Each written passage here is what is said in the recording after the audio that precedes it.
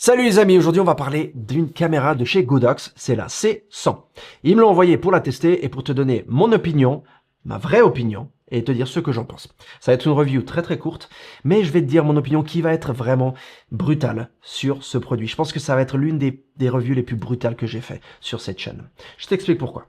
C'est un produit qui pèse 65 grammes, rechargeable par USB-C. Jusque-là, tout va bien, c'est cool. Il a une fenêtre transparente sur laquelle sont affichées des informations quand tu l'allumes. Donc ça te montre la batterie, ce que tu es en train de photographier, le mode dans lequel tu es, etc. Donc ça c'est chouette, jusque-là tout va bien. Alors, on peut se dire que ça a l'air magique, mais en vérité, les appareils photo argentiques et les DSLR qui avaient un miroir, bah c'était un peu pareil. En fait, tu voyais à travers une fenêtre, tu avais des informations, tu faisais ta photo, le miroir se levait, clac clac. Donc c'est rien de magique ou de nouveau, mais c'est juste la façon dont c'est fait, que tu le pointes comme ça et tu fais ta photo. C'est sympa, c'est intéressant. Il y a la fonction pose-mètre, donc tu peux l'utiliser comme pose-mètre pour déterminer la quantité de lumière et les réglages nécessaires.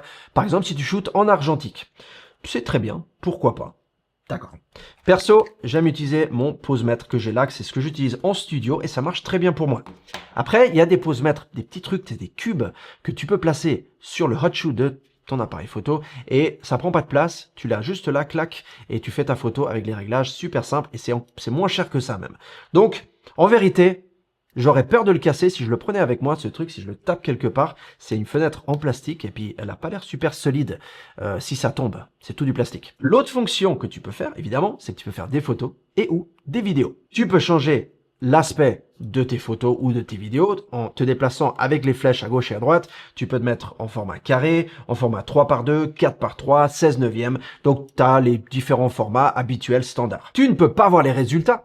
Ça, je trouve bien. Ça, c'est un truc que moi, je kiffe quand les appareils photo récents, on va dire, ne te permettent pas de voir les résultats. C'est cool parce que, ça fait que tu dois être patient jusqu'à ce que tu arrives devant ton ordinateur. Voilà. Tu peux cependant néanmoins connecter un câble USB-C à ton téléphone et télécharger les photos directement. Donc ça, tu peux le faire. Il y a une petite fente pour une carte micro SD jusqu'à 128 Go ici dessous. C'est ce que tu utilises comme support pour enregistrer tes médias, tes contenus. Le prix, c'est 44 francs suisses ici en Suisse. Après, ça dépendra de ta région et du type de monnaie que tu as dans ton pays. Mais là où j'ai un souci, alors disons juste une chose, j'adore Godox. C'est une marque que j'utilise tous les jours, professionnellement, pour leur flash, pour leur lumière, pour tout ce qu'ils font, c'est génial. C'est une marque qui a vraiment bien grandi, qui est incroyable. Je les aimais bien à 100%, alors que maintenant on est à 99%, 99% pour mes amis français. Pourquoi? Parce qu'ils ont fait ça. Et pour moi, ça, c'est pas un produit. Ça, c'est quelque chose qui devrait pas exister sur le marché. Alors, les vidéos qui sortent de cette caméra, c'est du 1080 ou 1080. Et la qualité des photos, c'est du 2 mégapixels. 2 mégapixels.